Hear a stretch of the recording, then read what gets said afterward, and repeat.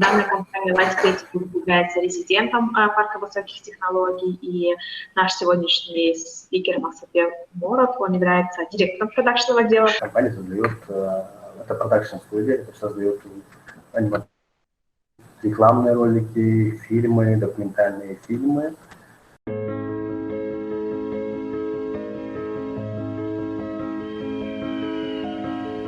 Это наши работы. Эти работы создают не компьютеры и девайсы, а люди.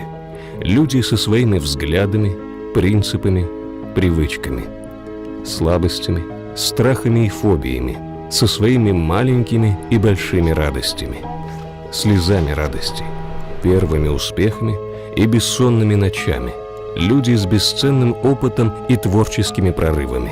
Эти работы создают люди, которые искренне переживают и радуются за свое творение. Эти работы пропитаны всеми нашими чувствами. И эти чувства настолько сильны и искренни, что светятся из всего, что мы создаем.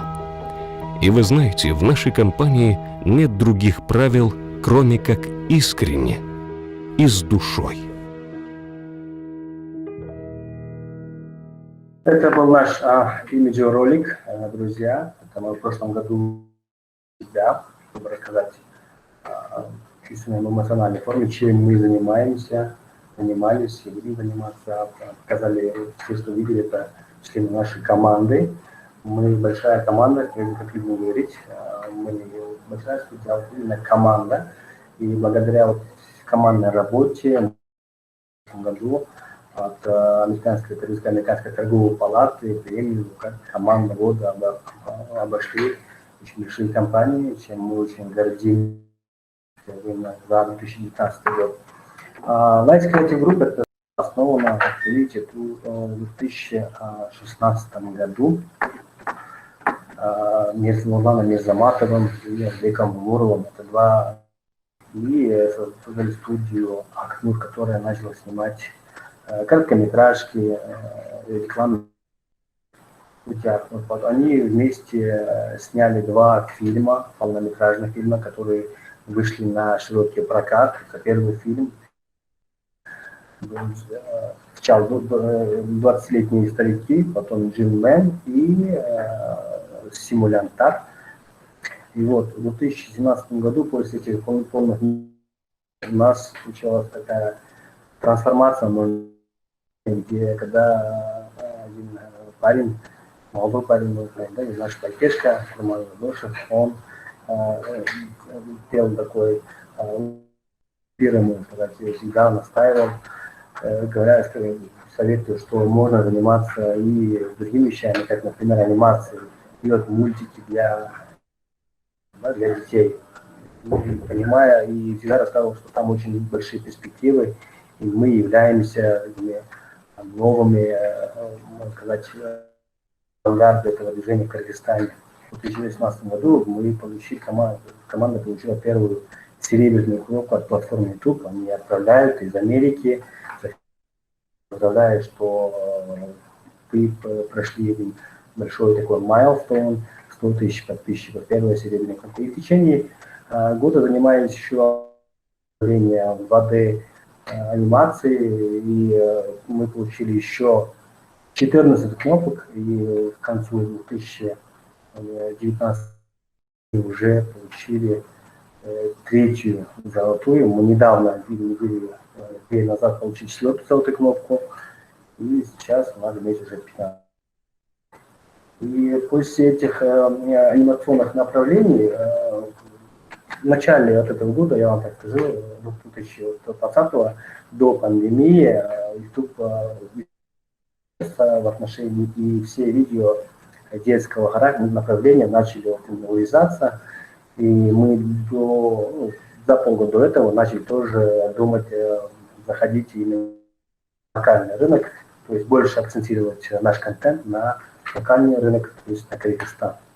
И начали снимать сериалы, фильмы, заново начали. Видите, 2020 год, сериал «Канал Тумна». Это мы начали снимать вот именно в июле, в конце, у нас 17 июля был запуск, и решили, что такой новый сериал с правильными ценностями. И вот сняли вот буквально вчера последние кадры сериала. Сериал состоит из 8 серий. Таң алдында перед рассветом, нацелен именно на культурную трансформацию накануне наших выборов, да, в Кыргызстане. И мы планируем в последний день все, мы сейчас каждую неделю на ККРК и на нашем YouTube-канале мы показываем каждую новую серию. Накануне выборов 3 октября мы покажем все 8 серий.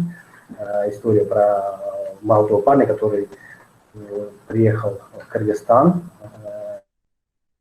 и встречается, как бы удаляясь в эту кыргызские реалии и борется с кыргызскими традициями, устоявшими традициями и получается пытается помочь своим родителям,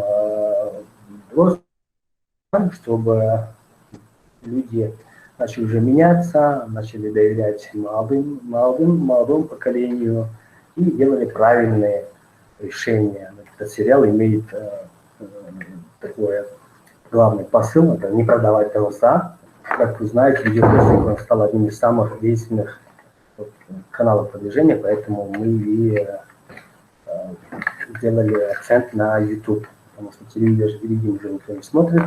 Это основные майлстоуны, как вы видите. Вот. И вот что мы выпустили. В 2017 году фильм «Джинмен», «Элементар» — это коммерческие проекты. И в 2019 уже анимационная серия «Коробок малышей». Все есть на YouTube. И в 2019, как я сказал, мы начали трансформироваться. Мы начали уже понимать, что нужно делать акцент на локальный рынок. И сняли полнометражный фильм, он еще не выпустился, «Стаджа Паратуш». Это была где молодая компания, молодые парни отдыхают. И вкусно. На русском это будет, на русском это было «Год списка», на русском «Стаджа Паратуш» мы полностью локализовали контент. И пока что не выпустили, потому что пандемия, все эти кинотеатры закрылись, и решили уже чуть отсрочить до лучших времен. Также мы сняли веб-сериал «Азим Терлион», такой экспериментальный такой контент, можно сказать, такой мини-сериал из 5 серий. Попробовать именно, как говорится, вот инструмент образа, потому что Азим Терлион — это молодой парень, который пытается стать богатым, да, из-за того, что задолжал очень большим людям, да. И вот поэтому он пытается стать звездой и выбирает себе псевдоним Азим Терлион. Такой экспериментальный контент мы делали, попробовали себя. И вот опять, то, что я говорил, в 2020 сериал, там очень сильный сериал, сейчас очень хорошие отзывы идут. 3 серии мы выпустили, в 2021 мы, надеюсь, продолжим именно снимать вторую часть, там одна сериала возможно. Но опять же под потребности самого рынка. Да? И когда теперь можно перейти к подходу agile, что если продукт, особенно в последние 2019-2020 годы, к нам пришлось вот именно готовиться, знакомиться с людьми, которые именно знают agile методологию. Как и мы поняли, так как мы такая молодая компания, да, молодая студия, состоящая из, до 3 года, состоящая всего лишь 2 года, и все молодые парни, люди, и должны быть гибкими. Мы познакомились с людьми и попросили рассказать нам, что такое agile, почему именно agile. Вот, agile переводится как гибкий, и хотя на гибкие методы управления людьми, компаниями, да, это позволяет сократить отдачу у нас, например, людей, не пользоваться вот именно функциональными способностями одного персонала, скажем, одного человека. Например, человек умеет монтаж делать, пусть он не зацикливается на одной функции, а помогает всему процессу. И подумали, вот это очень классный подход, очень такой новый подход. Давайте мы заразим всех наших, да, друзей у нас в команде, называть, и попробуем этот подход. И тут, как видите, Agile манифест, декларация ценностей, всегда к любому подходу, видеоконтенту человека все-таки нужно понимать, что это продукт для кого-то. И в этом очень важны люди и взаимодействия. Не такие, не зацикливаться на таких процессах, что таких жестких процессах, чтобы продукт двигался, нужно быть взаимодействовать с людьми почаще и поплотнее.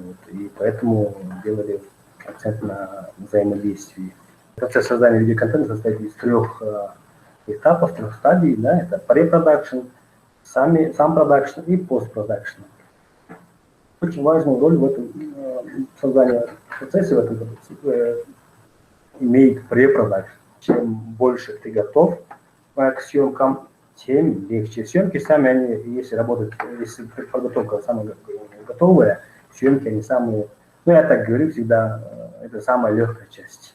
Это самая такая легкая часть. Самое главное это подготовиться, хорошо подготовиться, потому что нужно все обдумать. Если не детали, то почти до деталей. Препродакшн, как видите, состоит именно из идеи, истории, подготовки сценария, и раскадровки, и подготовки к съемкам, да, и сам кастинг актеров. Потом идут съемки и постпродакшн. Постпродакшн не менее важно, конечно же, но постпродакшн, если все это продумали очень хорошо, процесс съемок, если продумали очень хорошо, то это уже занимает меньше хлопот. Мы не являемся контент-маркетингом, видеомаркетинговой компанией, мы являемся именно продакшн-студией, которая занимается самой съемкой. Маркетинг это совсем другое, и у нас в компании, к сожалению, мы этим не занимаемся. Но, конечно же, у нас в реалиях, иногда бывает то, что мне приходится самому даже советовать, да, потому что все-таки это есть опыт. Человек, например, из строительной компании приходит и без такого четкого маркетингового плана, и, например, не хочет именно, чтобы объекты были сняты от и до, все было так качественно, да? И получается, иногда, когда опыт уже говорит, что нужно снимать именно с этого ракурса, например, некоторые вещи не надо снимать. И приходится именно под их маркетинговый, если даже нет его, подстраивать под несуществующий маркетинговый план и делать контент под него, потому что, скорее всего, в этом плане и будут двигаться. Мы, как и все уважающие себя люди, да, предлагаем несколько концепций, одной идеи, с другими компаниями, и потом идет создание сценария. Концепция обычно, как у нас на нашем опыте, я могу сказать, что концепция создается не только одним человеком, просто концепция финализируется одним человеком. А концепция всегда, agile, как я сказал, подход, мы всегда, я, например, пытаюсь всех вовлечь, всех, кто будет, когда при формировании команды, всех, чтобы они знали, что они являются очень важной частью этого продукта. Поэтому они тоже должны предлагать что-нибудь свое. Полина сказала, креативные люди. Креативных людей, я так считаю, конечно же, бывают, да, есть, но это тоже очень большой опыт. Я так тоже, как и все вы, я надеюсь, да, адепты такой демократии, мы, как всегда, привыкли обсуждать с кем-то. Всегда диалог очень важный. И когда обсуждаешь с командой, с людьми, даже из прохожих, мы всегда спрашиваем мнение кого-то, и даже не причастного. Выходят очень такие классные вещи, потому что сколько ни говори, сколько креативно ты не будь, это все приходится. И что, если ты не смог, или человек не смог передать все, что ты хотел передать. Понимаешь? Поэтому очень тема восприятия тоже очень глубокая тема. Нужно все-таки это надо изучать, я так думаю. И поэтому я всегда вовлекаю очень много людей в процесс именно создания концепции, чтобы наш продукт был как можно такой широкий, да. И после утверждения концепции идет создание, потом раскадровка, это очень важно. съемок нужно показать заказчику. Опять же, после раскадровки мы утверждаем заказчикам, что нужно, как мы это будем снимать, какие кадры, ближний кадр, средний кадр, общий кадр. И весь этот процесс после раскадровок именно уточняется, согласовывается с заказчиком. Именно вот так, потому что заказчик может видеть. И после корректировки мы уже приступаем, можно сказать, к съемочному процессу. Да? Идет именно организация съемок уже. Подбор локаций,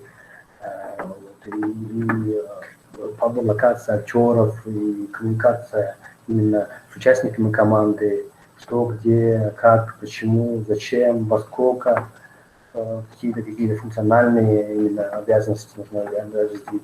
Потом идет процесс съемок. После съемок, как я повторился, идет монтаж, озвучка, подбор музыки. В этом монтаж, от монтажа очень много чего зависит тоже. Вот. Потом идет озвучка. Озвучка идет обязательно после монтажа. И подбор музыки, чтобы передать именно эмоцию звукорежиссер. Потом идет интеграция графики, иногда в тейкшотах. И уже идет цветокор, после цветокора и финальный продукт идет. Вот. И что важно учитывать, знаете, в этом, чтобы ролик был качественный, это, конечно же, съемочные инструменты. Но в зависимости от запроса клиента, это может быть меняться. Если, конечно, такой недорогой контент, то можно снимать и на Canon, например. И свет очень важная часть, как нужно правильно ставить свет, потому что если подходить профессионально, то обычно это отдельный человек, который умеет ставить свет очень хорошо, который работает в тандеме с художником. Звук, опять же, звук. Иногда бывает, если, конечно, в контенте присутствуют голоса, если там есть текст, который нужно, или информация, которую нужно давать именно диалогом, речи, то обязательно для качества нужна петличка. Как можно больше звука, петличка. Если это интервью, то не надо беспокоиться, его где-то прятать, петличку, она может просто быть видна. И подбор локаций, конечно. Чем лучше локация, тем, конечно же, лучше продукт будет. Потому что локация, она будет сама по себе хорошая, возможно, вот именно фактурно, но, как я говорю, свет это очень важный. И сколько не ставь свет, то из картины иногда бывает очень сложно вытащить информацию. Поэтому локацию нужно подбирать именно с художником. И, конечно же, режиссер, благодаря ему это не получилось, в принципе, снять такой классный 3 серии. Есть еще 5 серий, которые мы не еще посмотрим. Оператор, специалист по свету и гример, как я сказал, то, что я перечислил, да, опять же, в инструментах, все должны быть такие профессионалы, которые умеют работать именно с техникой. Желательно, чтобы все эти люди были отдельные. Вот. И очень другая важная момент это коммуникация. Всегда нужно коммуницировать, всегда быть в синхроне с заказчиком, с командой, потому что недочеты именно в диалогах, например, да, и минусы всегда, они очень потом приходится это переснимать. Это очень вредно для процесса видеоконтента, обсуждать некоторые моменты, потому что это очень это ультра важный момент. И мы посотрудничали с компанией Pro Group, строительной компанией Pro Group, это было зимой, у них был запуск, именно передача ключей, но концепцию, конечно, пришлось, опять же, нам самим придумать. Я собрал команду режиссера, оператора, кто сценариста, кто именно пишет, проектный менеджер, там, даже гримеры, сидели, все всегда креативные. Есть одна мысль одного человека, она отличается от другого. И только вот этот вот пул, вот такой, когда собираешь все эти мысли и готовишь, и получается вот классная такая идея, новая идея, возможно. Что значит профессионализм? Это талант вкладывать душу в то, что ты делаешь здесь и сейчас. Это уровень мастерства. Это сила для выполнения идей. Это бесконечный интерес к своему делу. Это философия успеха. Что делает тебя профессионалом?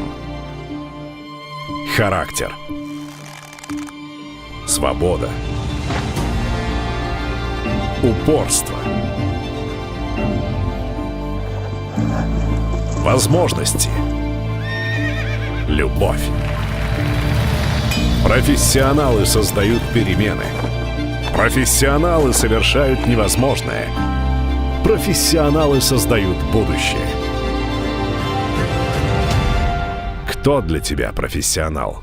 Прогрупп. Доверьтесь профессионалам. В основном все эти фильмы, все сериалы, они монтируются при помощи программы Adobe Premiere Pro. И я, например, то, что я скажу, когда мы снимали именно концепцию, вот то, что видите, наш сценарист написал, что значит профессионализм. То есть все это, конечно, не берется так, а это все именно дискуссии, да, между командой, когда обсуждаем, что можно снять, что такое профессионализм. Все эти идеи выбрасываются, пишутся в бумагу, и в конце вот наш сценарист вот написал именно наша Грета Морф, она заодно и режиссером этого, и сценаристом, и режиссером. Вот я вам могу показать, как мы видели поиск актеров, когда мы конце, после того, как мы написали примерно. Это последний текст, то это, конечно, текст корректировался. Одновременно искали вот концепции, что можно снимать, какие нужны локации, какие нужны нам именно актеры. И при подборе заказчик хотел, чтобы у нас, например, актер, ролик он выглядел, как будто бы его снимали не в Кыргызстане, а в другом месте.